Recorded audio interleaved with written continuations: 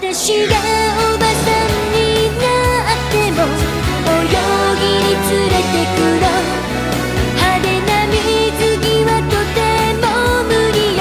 若い子には負けるわ。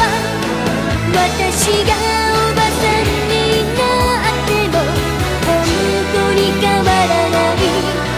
とても心配だわ。あなたが若い子が好きだから。